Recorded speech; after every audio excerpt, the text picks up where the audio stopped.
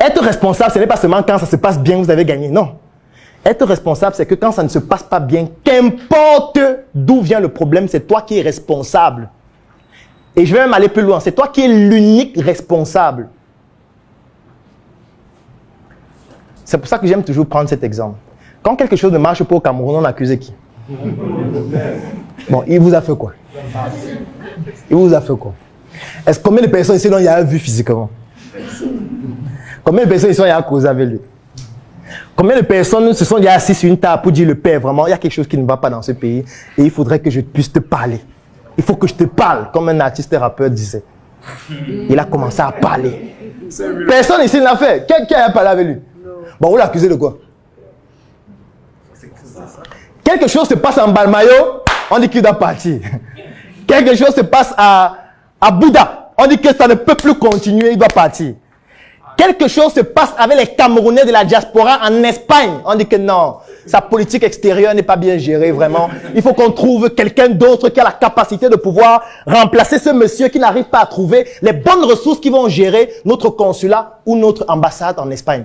Il ne connaît même pas encore de quoi il s'agit. On n'a pas encore envoyé le document. Donc ce dont on parle là, il n'a pas encore reçu le rapport de ça.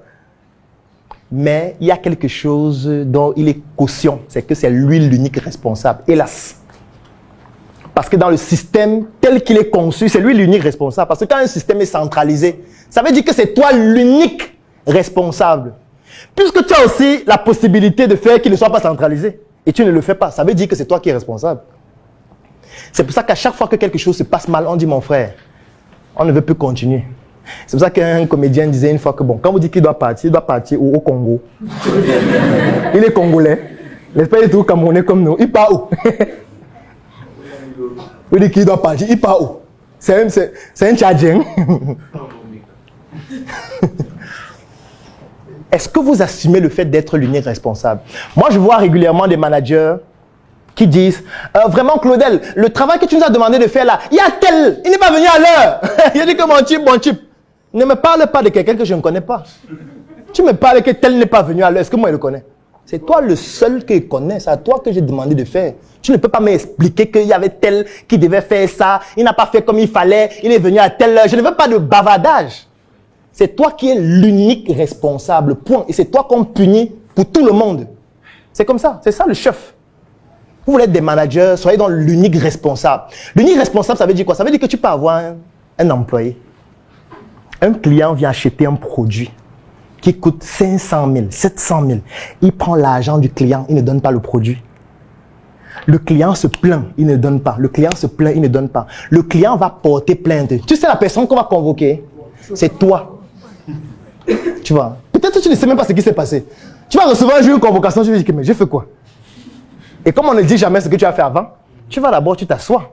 On dit, bon monsieur, connaissez-vous monsieur tel? Tu dis, oui, je le connais. Est-ce qu'il travaille dans votre entreprise? Tu dis, oui, il travaille dans votre entreprise. Est-ce que vous avez un contrat avec lui? Oui, j'ai un contrat avec lui. Est-ce que vous pouvez nous présenter le contrat? Oui, voici le contrat.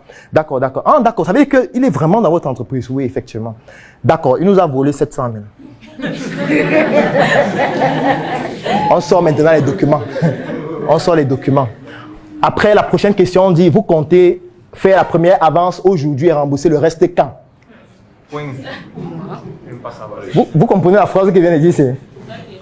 Vous comptez effectuer une avance aujourd'hui de combien et effectuer le reste et rembourser le reste quand?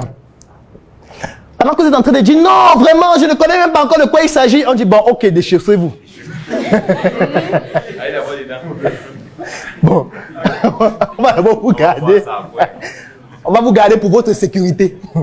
Parce que si on vous laisse dehors, ils peuvent vous attaquer même physiquement parce qu'ils attendent leur produit depuis. Donc pour vous protéger, on va d'abord vous garder. Oui, on vous garde d'abord. Donc on va vous garder pendant 72 heures, le temps que vous puissiez un peu réfléchir sur comment c'est ce qui s'est passé et tout. Et quand vous allez bien comprendre ce qui s'est passé, vous nous dites combien vous allez avancer maintenant et quel est le reste que vous allez donner, dans quel délai de maximum 1 mois.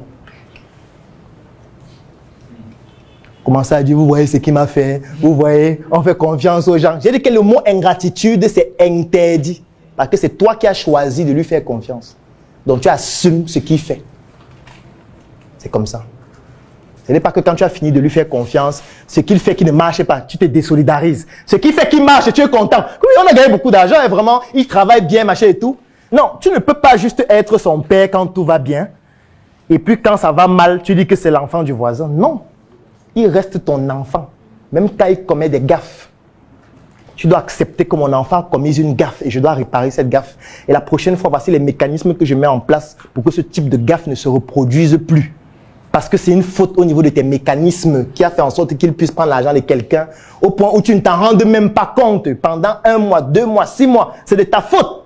Ça veut dire que ton entreprise n'a pas un bon manuel de procédure, n'a pas un bon modèle de gestion et de contrôle de ce qui se fait. Et si ça n'a pas un bon modèle de manuel de procédure ou alors de gestion, ça veut dire que le responsable, c'est celui qui est responsable de l'entreprise, c'est-à-dire toi. Dans une entreprise qui veut gérer plusieurs activités à distance, on ne se justifie jamais. C'est interdit de se justifier. Vous devez insérer ça dans le label de votre entreprise. On ne se justifie pas. Si on te donne un travail à faire, tu as 2 possibilités. Soit tu dis je ne peux pas le faire, on le donne à quelqu'un d'autre et avec tous les risques qui vont avec, donc on peut t'exclure parce que si tu ne peux pas faire le travail pour lequel tu es là, ça veut dire que tu ne sers à rien. Donc il y a 2 choses. Soit tu dis que je ne peux pas le faire et tu laves tes mains, tu pars et ça peut entraîner les conséquences et ça va entraîner. Soit tu dis que tu peux le faire et tu ne te justifies jamais. Donc tu ne viens pas nous dire bon, on n'a pas pu le faire parce qu'il pleuvait. Non, non, non, non. Tu ne vas pas nous dire qu'il donc comme s'il pleut, on va arrêter de travailler. S'il pleut, on va arrêter de travailler. Comment les Occidentaux font pour faire 6 mois dans la neige? Ils travaillent chaque jour dans la neige. Toi, tu dis qu'il pleuvait. Entre la neige et la pluie, qu'est-ce qui est plus grave? Les gens construisent les immeubles dans la neige. Les immeubles. Les gens construisent des ponts souterrains pendant qu'il neige. Toi, il pleut. D'abord que chez moi, il ne pleuvait pas. Il pleuvait juste chez toi. Toi, il pleut chez toi. Tu ne travailles plus. Non, on va te virer. En fait, il faut que dans le logiciel de toutes les personnes qui travaillent avec vous, ces personnes puissent comprendre qu'on ne se justifie pas. On trouve le moyen de résoudre le problème. Ça veut dire que quand on fait le compte rendu, ce qu'on dit c'est, pendant qu'on était en train d'effectuer telle tâche, nous avons rencontré tel problème et pour résoudre ce problème, voici ce que nous avons fait et voilà les résultats. Point. Ce n'est pas que tu me fais un rapport pour dire, bon, en fait, lundi, on n'a pas pu travailler parce que on a oublié les clés à la maison, donc on est venu tard, c'était fermé, on est rentré. Mardi, on n'a pas pu faire le travail là parce que bon, on n'avait pas les bottes. Et comme on n'avait pas les bottes, on n'a pas fait. Non, non, ça c'est pas un compte rendu. Ça ce sont les pleurs. Et les gens qui pleurent, il faut les virer définitivement. Ils n'ont pas leur place là. Si vous ne mettez pas des rigueurs extrêmes comme ça, les gens ne vont pas produire des résultats intéressants. Et si vous ne mettez pas, c'est votre responsabilité qu'ils ne soient pas disciplinés. Et s'ils ne produisent pas de bons résultats, c'est toujours à cause de vous. C'est extrêmement difficile d'être manager, surtout de plusieurs entreprises, en plus à distance. Avec tout ce qu'on dit là, c'est que tu es encore là physiquement. Hein. Il ne parle pas de quelqu'un qui est à 8000 km ou à 7000. Donc tout ce qu'il dit là, c'est qu'il vient même te donner le document dans ton bureau. Tu es assis avec lui. Combien de fois quelqu'un qui est à 6000 km? Combien de fois quelqu'un que tu ne peux pas aller rencontrer ce soir? Moi, je vais vous raconter l'histoire d'un monsieur. Bon, c'est vrai que dans une vidéo, j'ai donné son identité, mais cette fois, je ne vais pas donner. C'est un monsieur qui a une chaîne de boulangerie à Douala. Et un jour, j'étais avec lui et mon grand frère qui est décédé. Et mon grand frère lui pose la question, mais pourquoi tu es seulement à Douala? Ta boulangerie vraiment est magnifique. Vous avez presque le monopole ici. Mais pourquoi tu n'ouvres pas à Yaoundé aussi?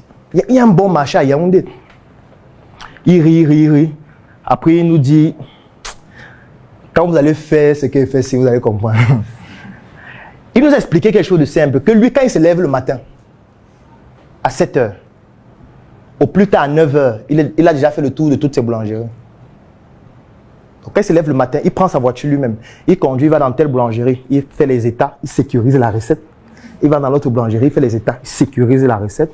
Il va dans telle autre, il fait les états, il sécurise la recette. 9 h 30 au plus tard, il a terminé. Quand il y a un problème dans n'importe quelle boulangerie, il peut y arriver en moins de 30 minutes. Il arrive physiquement. Il résout le problème et puis il s'en va. Et il nous disait que si j'ouvre à Yaoundé, il devait faire comment? Il dit que ça veut dire que les gens vont seulement voler chaque jour. Ça veut dire que quand il y aura un problème, il va falloir quoi? Que je prenne la voiture pour aller à Yaoundé ou que je prenne l'avion avec les tracasseries, j'arrive, je prends la voiture, je m'en vais voir ce qui se passe. Ils auront déjà le temps de tout vider avant de partir. Il dit que je préfère rester ici à Douala, ça me plaît ici. Je ne veux pas de Yaoundé. Si quelqu'un veut, il paye pour une franchise à Yaoundé. Donc il vient me voir, il dit qu'il veut utiliser ton nom à Yaoundé. Je lui dis combien ça coûte. Il paye, lui-même il prend son argent. Il construit à Yaoundé, il utilise mon nom, après m'avoir payé ma franchise, et puis lui, pas gérer à Yaoundé. Moi, je ne viens pas à Yaoundé. La mission est simple. Voici une arme capable de changer le mindset du continent africain. Détruire l'obésité de l'inconsistance intellectuelle, dans laquelle se cache le coffret VIP. Il possède une arme contenant 200 heures de formation et 8 ans d'expérience entrepreneuriale. Recevez le pouvoir de devenir une meilleure version de vous-même. Armez-vous de cette clé pour une réussite entrepreneuriale.